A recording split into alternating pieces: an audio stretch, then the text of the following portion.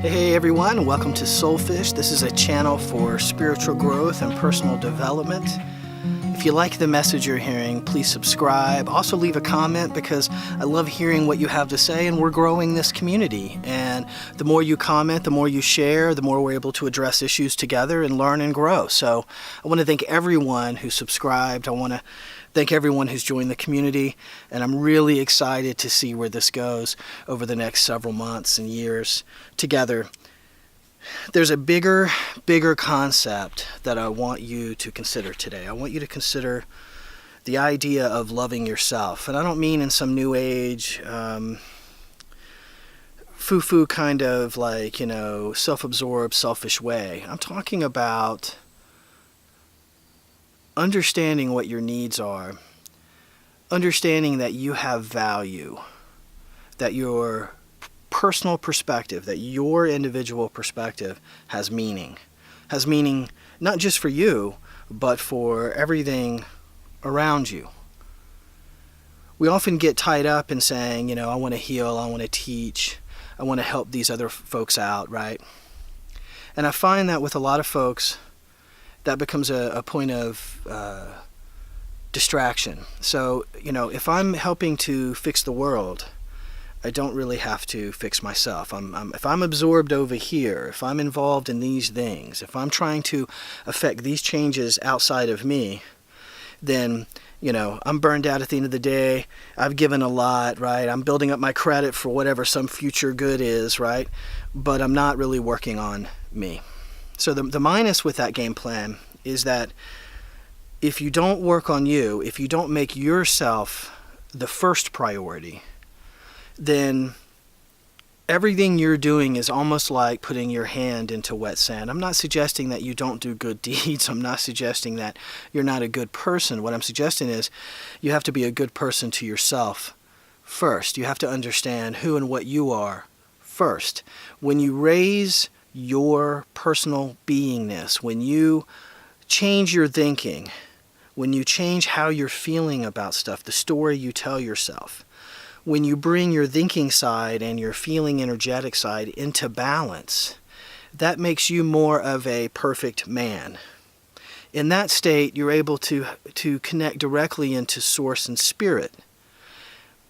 The beautiful part of that is that's the void. That helps to fill the void that we're feeling when we don't have that connection to source and spirit, which is most of us walking around every day, right? We aren't taught, we don't put reverence to, we aren't taught the value of this personal connection that we have with something greater than ourselves, greater than our planet, greater than everything. In other words, all-inclusive, right? We need to have that connective tissue activated. So to do that, you really have to make yourself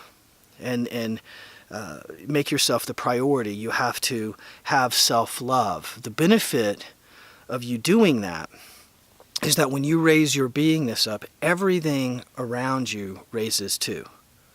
So for example, if you're a 5 out of a 10 and you walk into a space with a bunch of 2s and 3s, one of two things will happen.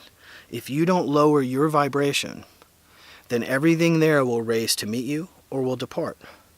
So imagine if we had all of us. Imagine if all of us did not need to be governed. Imagine if all of us were coming from a purely wonderful intent, an intent that was about doing no harm to ourselves or others, an intent that was about how are we of service to ourselves and to others.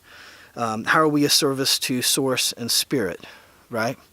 How do we live in harmony with what's around us instead of treating things as a resource or treating things as a tool or something for our disposal instead of something that we're supposed to live with and mutually grow?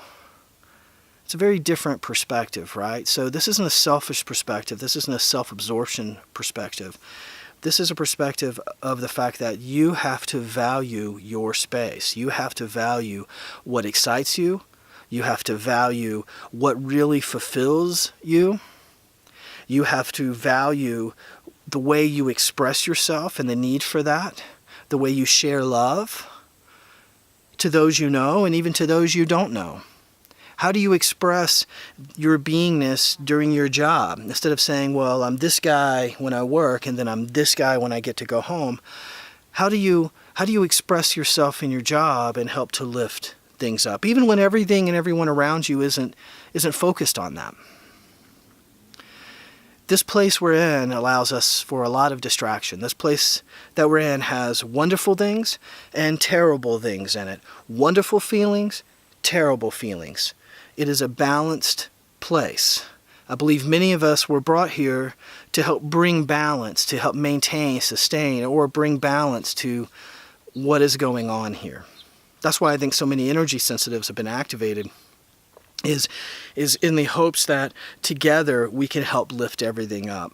You know, I've talked about it before, but the more I study, the more I learn, the more I work with people, the more I realize that we really are in this together. So it's not just those of us who are seeking actively, but it's what those of us who are seeking actively can do to help those who aren't. In order to do that, you need to have love for yourself. You need to make yourself a priority. And raising your beingness, then you help in the awareness and bringing up of consciousness of everything and everyone around you. So in this time when you're thinking about, well, my book one was like this, and I liked these aspects, but I didn't like all these other aspects. And you're in this middle space, right? And before you start book two, I want you to ask yourself, what are you doing differently right now, in this time, to treat yourself differently, to talk to yourself differently, to bring yourself up and to keep yourself up in a way that allows you to be, first of all, a pillar, a strong source for yourself, a grounded, solid person, but then how does that lift everything up around you? Until next time.